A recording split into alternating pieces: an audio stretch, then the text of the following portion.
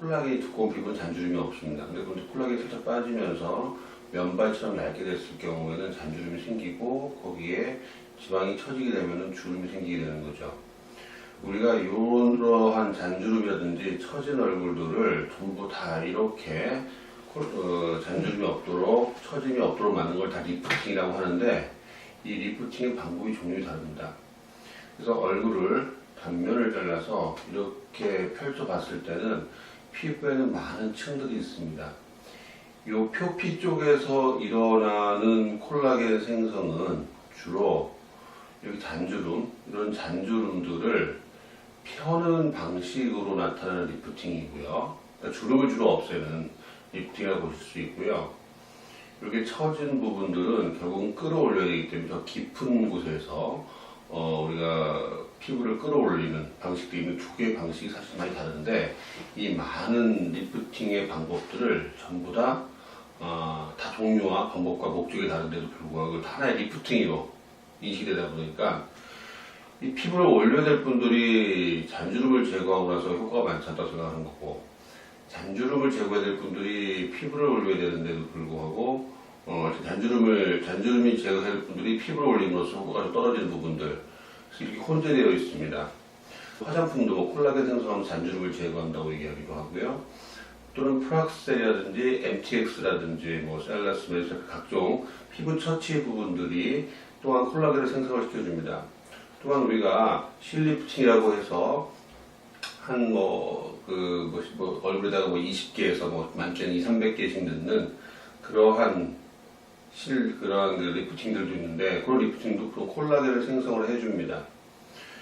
그리고 우리가 또 이제 초음파 리프팅이라고 해서 슈링크라든지 더블로라든지 울세라 등이 여기 콜라겐 생성을 해주는데, 이런 표피 쪽에서 일어나는 부작용은 거의 이제 없다고 보시면 되고요. 일단은 어떤 부작용이 생겼다고 하더라도 그 대부분 다 우리가 치명적이지 않는 경우에는 대부분 우리가 다 매니지할 수 있고 시간이 지나면서 다 처치할 수 있는 부분들이기 때문에 크게 그렇게 걱정을 하지 않으셔도 되는 부분들이 많이 있습니다. 이 아래쪽에서 피부를 끌어올리는 리프팅 경우에는 초기에는 좀 붓기라든지 또는 살짝 패여 보이는, 초반에 좀 패여 보이는 그런 부분들이 있을 수 있지만, 대부분 다 붓기가 빠지고 어느 정도 자연스러워지면서 피부가 붓기가 빠지고 그 주변에 있는 그 장력들이 조절이 되면서 어느 정도까지는 대부분 다 완화가 되면서 시간이 지나면서 자연스러워지는 부분이 많이 있습니다. 리프팅 시술 효과는 바로 나타나나요? 예, 리프팅 시술 효과는 기본적으로 바로 나타나는 경우도 있고 일정 시간, 2개월, 3개월 정도 지난 후에 나타나는 경우도 있습니다. 따라서 한 2개월, 3개월 정도가 지나게 되면 고객분들께서 피부 화장이 잘 받고 피부에 윤기가 난다는 말씀을 해주신 경우가 많으세요. 피부 올리기 같은 경우에는 보통 이제 바로 효과가 나지만 초반에 좀 붓기 때문에 그 붓기가 지난 다음에 좀 더 나은 효과를 볼 수 있겠죠. 맥한 효과를 볼 수 있겠습니다. 리프팅 시술 지속력은 어떻게 되나요? 이 위쪽 부분에서의 기본적으로 지속력은 각각의 층에서 화장품이라든지 레이저라든지 스킨 테라피라든지 아니면 실리프팅, 그 짧은 거 한 몇백 개씩 넣는 실리프팅이라든지 초음파 리프팅의 그 콜라겐 생성에 따라 다릅니다. 예를 들자면은 울트라브라든지 스컬트라, TR, 무슨 오메가 이런 부분류에서의 실 리프팅 같은 경우에는 보통 이제 그 피디오실이 들어간 후에 2개월, 한 1개월, 2개월 정도 시간이 지나야지만이 어느 정도 콜라겐이 생성이 되면서 피부가 단추름이 펴지기 때문에 보통 우리가 한 2개월 정도부터 콜라겐이 생성이 되면서 좀 효과가 좋다는 걸 느낄 수 있죠.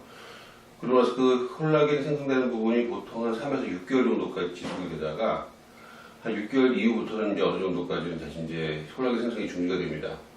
그러면서 이제 그 콜라겐이 떨어지기 시작을 하죠. 그러면서 처음으로 다시 돌아오는 데는 한 보통 한 1년 정도 걸리지 않는가. 그래서 기본적으로 의사 선생님들은 한 1년 정도는 효과가 간다고 보통 그렇게 얘기를 드리고요. 따라서 녹지 않은 실 같은 경우는 어느 정도까지 지속력이 더 길겠고요. 녹은 실 같은 경우에는 실이 녹을 때쯤 해서 대부분 좀 효과가 좀 떨어지는 경우가 좀 있겠죠. 따라서 그 각 병원들마다 그 대표 시술인 경우에 녹는 시냐 녹지 않는 시냐, 그다음에 그 부분에 대해서 시술자에 대한 경험치 이런 부분들이 그 지속력을 좀 결정할 수 있다고 볼 수 있겠습니다. 리프팅 시술을 주기적으로 계속 시술 받아야 하나요? 예, 결론적으로 말씀을 드리면 리프팅 시술은 기본적으로 주기적으로 그 시술을 받는 것이 좋다고 볼 수 있습니다. 우리가 처음에 리프팅을 우리가 나타냈을 경우에는 리프팅이 나왔을 경우에는 보통 안면 거상술이라고 해서 피부 귀 앞으로 목 뒤까지 약 한 15cm 정도의 절개선을 내는 그런 여기 부분에 절개선을 내는 그런 시술을 하게 되는데, 중요한 것은 한번 절개를 한 후에 그 다음에 절개를 할 경우에 2차, 3차 시술하기에는 굉장히 수술이 어려워집니다. 근데 리프팅이라고 하는 것은 시간이 지나면서 계속 피부가 처져 내려오는 거기 때문에 우리가 이걸 갖다가 이제 요즘 같은 100세 시대에는 어느 정도까지 좀 처지면은 그 몸에 크게 부담이 없는 상태에서 다시 좀 피부를 올려주고, 또 시간이 지나면 또 처지면 또 부담이 없는 상태에서 시간이 올려주고, 이러한 어느 정도까지 반복적인 시술이 되다 보니까 많은 분들이 칼선을 내는 리프팅보다는 그 실 리프팅을 좀 더 선호하시게 됐습니다. 환자분들의 그 관리를 어떻게 해주냐에 따라서 그 주기적 기간이 좀 늘어질 수도 있고 좀 좁아질 수도 있고 그럴 수 있습니다. 제일 중요한 거는 리프팅 시술 자체가 기본적으로 그 영원하지 않기 때문에, 왜냐면 사람 노화가 일어나니까요. 어느 정도까지 주기적으로 될 수 있다는 생각을 가지고 매번 할 때마다 너무 공격적이지 않은 어느 정도까지 몸에 인체 친화적인 시술을 받는 것이 훨씬 더 안전하다고 볼 수 있습니다.